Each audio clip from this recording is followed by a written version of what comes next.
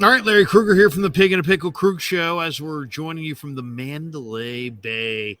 What a beautiful hotel this really is. And we're here in Las Vegas getting ready for Super Bowl 58. And this video, we're going to talk a little bit about the awards. Patrick Willis going to the Hall, and we got some more awards and some interesting stuff. We'll hit that next. Of course, we're brought to you by Pig and a Pickle, the best barbecue in all of Northern California. Check them out in Emeryville and Corte Madera. They're open 7 days a week from 11 a.m. till 8 p.m. or until they run out. Pig and a Pickle. Do not ever not go to Pig and a Pickle. It's the best spot of all time. Go there, say hi to Damon and Mary, and tell them that Larry Krueger sent you. And this Vegas trip sponsored by Sharp Corners Sports Cards and Collectibles, located at 205 Cypress Avenue in Pacific Grove, California, along the Monterey Peninsula. Give Anthony Catania a call. He's at 831-521-5264. And we're also brought to you by valleyhillroofing.net. Give them a call, 209-481-6851. They're a Go Green contractor, and both of their websites are listed in the description of the video. All right, let's talk a little bit about the awards that were announced Thursday night. NFL honors the MVP, not surprisingly, goes to Lamar Jackson of the Baltimore Ravens. And man, Lamar was so damn good this year. I mean, you really think about Lamar, the runner, the ability to make you miss in the open field. Did it this year, thrown to a number of different weapons. He puts so much pressure on a defense with his ball fakes and with his ability to diagnose what he sees at the line of scrimmage. He played and absolutely dominated the Niners on Christmas night. It was an impressive showing. He ran in the open field and just toyed with the 49ers that night. And Lamar, to me, absolutely deserved the MVP. I mean, there are a number of guys that had good years, but Lamar Jackson deserved the MVP this year. And I thought he capped it on Christmas night with a spectacular virtuoso performance against the Niners. So I have no problem with Lamar winning the MVP, but Brock Purdy doesn't even get the same number of votes as Dak Prescott. I mean, come on. They played head to head. The Niners routed Prescott. Purdy had 3 touchdowns. Prescott had like 3 picks. Um, Brock Purdy. Are we doing this on statistical stuff now at this point? I think Prescott's good, but I mean Brock Purdy had a much better year in my mind than Dak Prescott. But Purdy gets less MVP votes than Dak Prescott. The defensive player of the year goes to Myles Garrett. That's not a surprise, man. Myles Garrett was just an absolute monster this year. And I guess it slowed down a little bit late in the year, but early in the year, he was just on a totally different level. We're talking about a guy who's probably the closest thing I've seen to Bruce Smith since Bruce Smith. He's about 280 pounds. He's rocked up. He's fast as hell. He's got an unbelievable get off.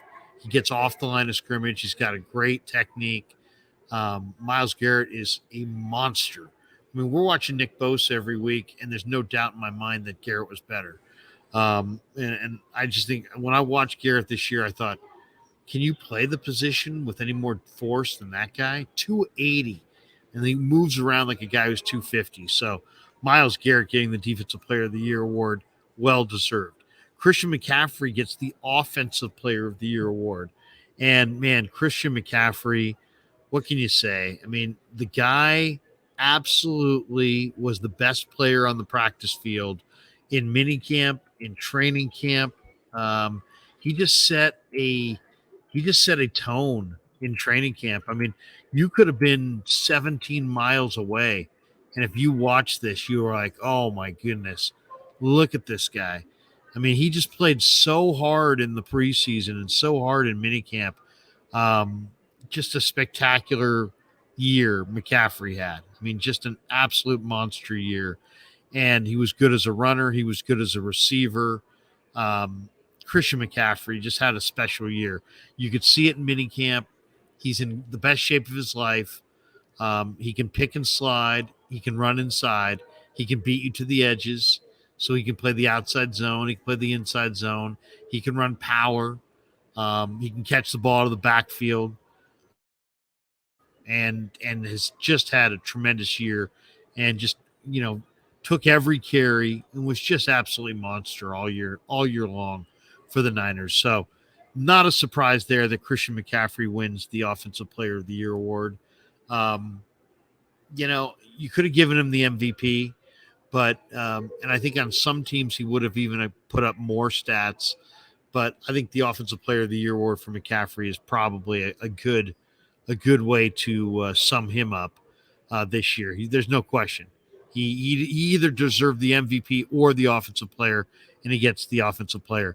And then the award that I'm most pleased about, Patrick Willis to the Hall of Fame. And, Patrick Willis retired way too soon. He only played 2007 through 2014. Just what an incredible player. Grew up in Tennessee, didn't have a lot. And by age 10, he was working full time.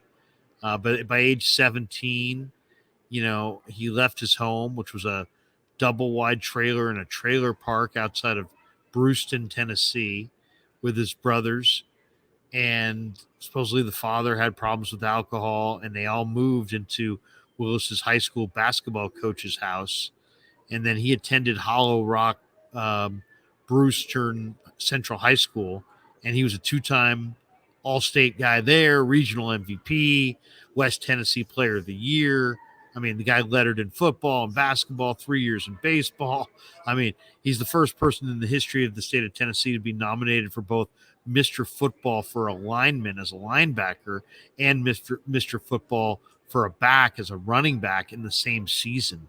So, I mean, just always an amazing player, and then goes to Ole Miss. Niners, sent, I think, Singletary and others to Mobile. They had they coached that week, and they're like, man, we have to have this guy. And imagine in one draft taking Joe Staley and Patrick Willis, and that's what the Niners did. NFL Defensive Rookie of the Year in 2007. All-Pro player, 7-time Pro Bowler, 2-time NFL tackles leader, on the All-Decade team of the 2010s, won the Butkus Award at Ole Miss. He's in the Niner Hall of Fame, SEC Defensive Player of the Year while at Ole Miss, consensus All-American.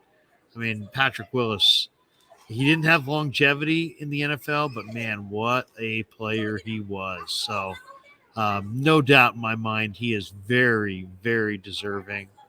And, he's just he in a lot of ways, Willis and Bowman were the prototype. I mean, those guys absolutely dominated and took over that whole second level.